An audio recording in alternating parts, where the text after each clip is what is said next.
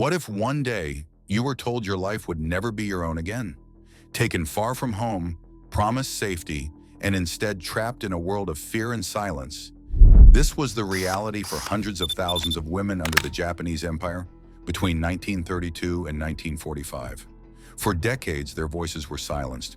But today, we confront the untold story of survival, resilience, and the fight for justice. This is your life as a comfort woman.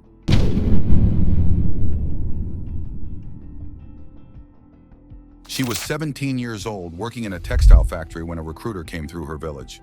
He promised her good wages, better money than she'd ever imagined, to work as a nurse or factory worker overseas.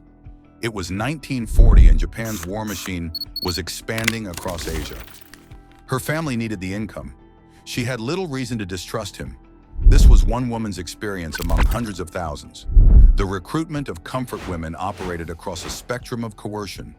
Some women, primarily from Korea, were drafted through official military channels, receiving notifications that read like bureaucratic orders.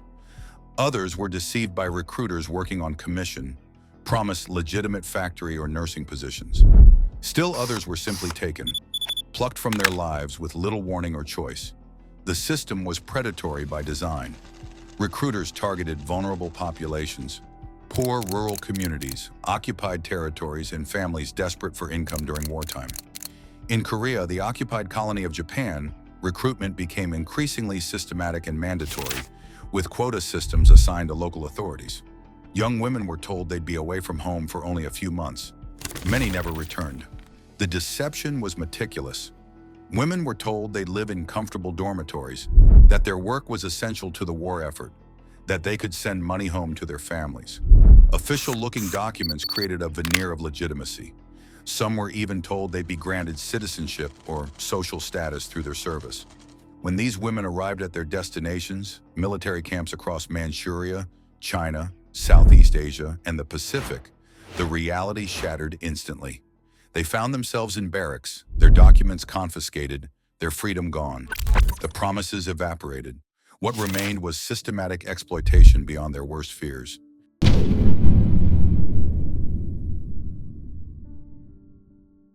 A comfort woman's day began before dawn.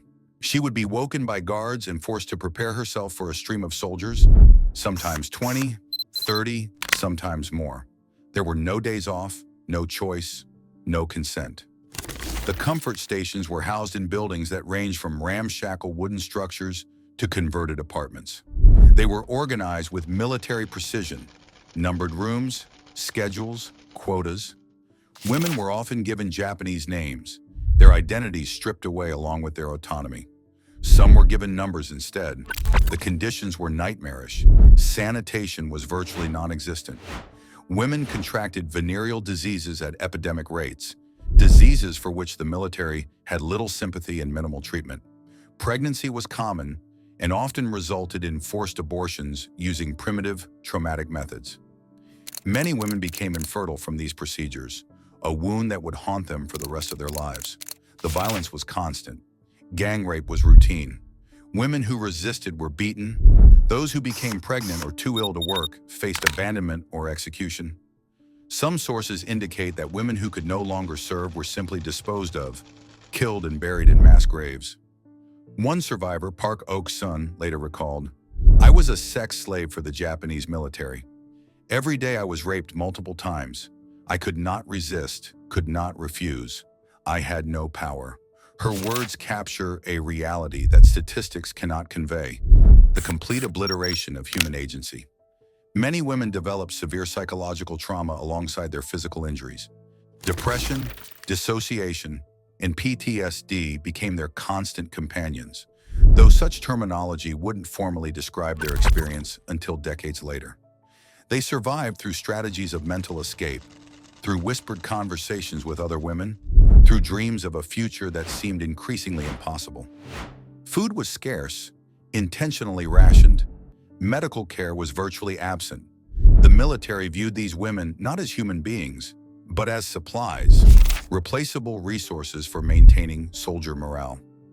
When women died from disease, malnutrition, or suicide, they were simply replaced. 。 . 。 . 。 . 。 . . 。 . . 。 . 。 . 。 . 。 . 。 . 。 . 。 . 。 . 。 . 。 . 。 . 。 . 。 . 。 「Despite overwhelming odds, women found ways to resist, to survive, to maintain their humanity. Some formed quiet alliances with other women in the comfort stations. They shared information, supported each other through illness, and created small moments of dignity in dehumanizing circumstances. They spoke in whispers about escape, though escape seemed impossible.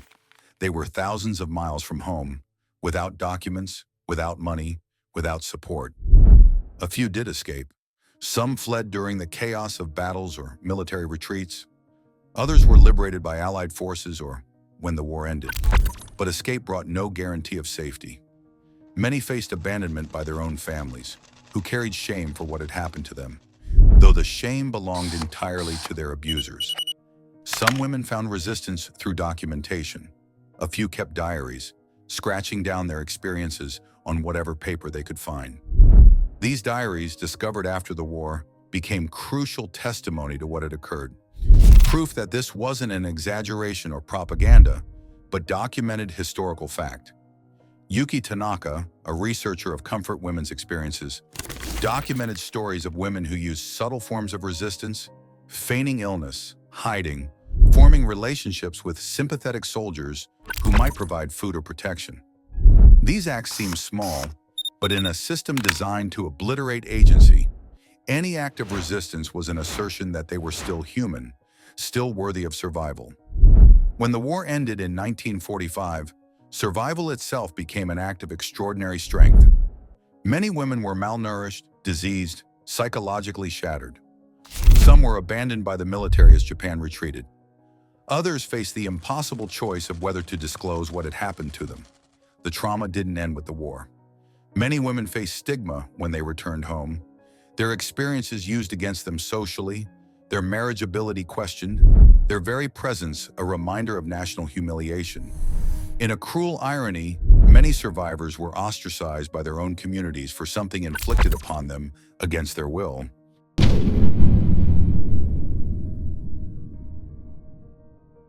The physical and psychological scars lasted lifetimes. Many survivors suffered from what we now recognize as severe post-traumatic stress disorder. Nightmares, panic attacks, intrusive memories. These weren't occasional struggles, but constant torment.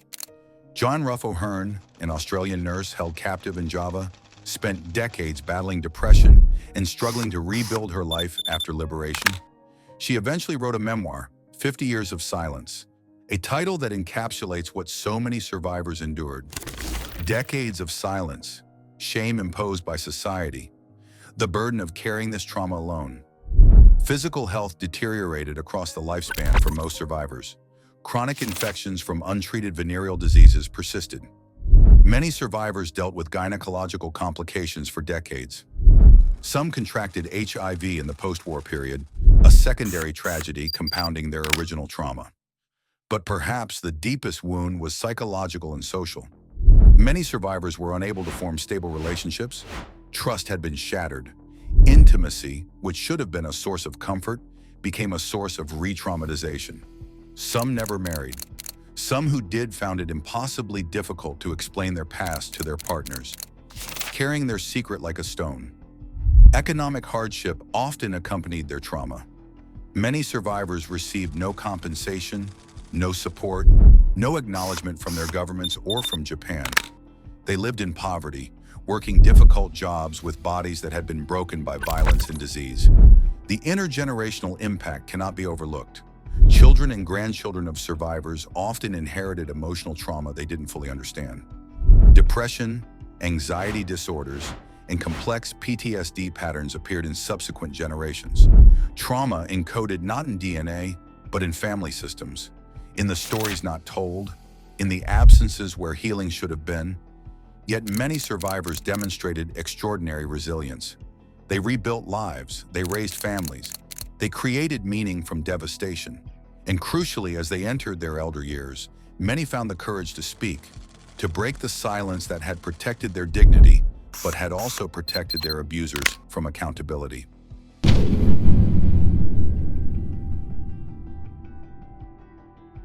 For decades, the world did not know the systematic nature of this atrocity.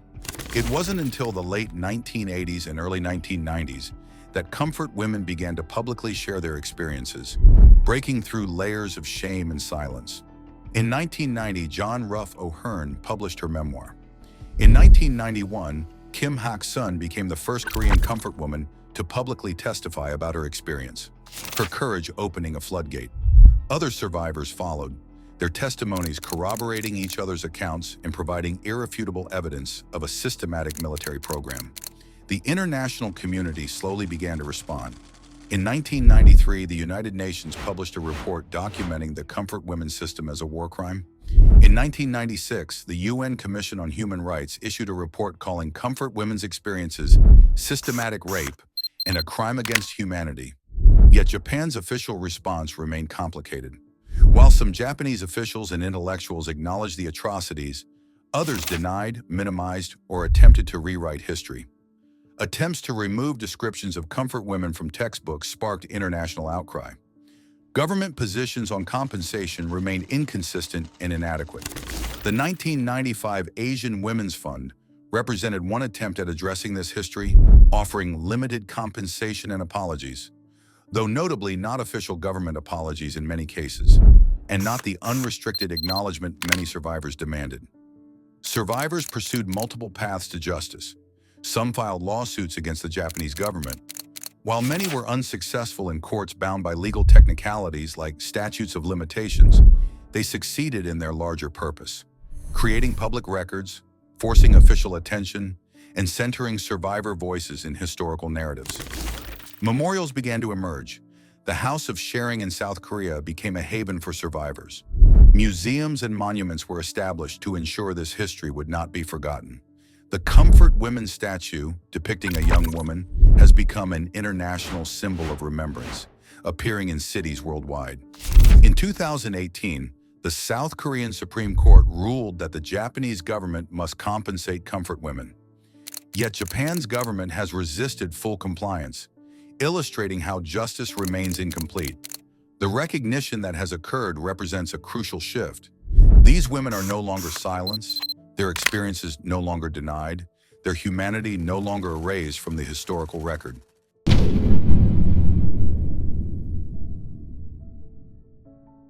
Today, as surviving comfort women enter their 90s and beyond, an urgency surrounds their stories. These are the last eyewitnesses to this atrocity.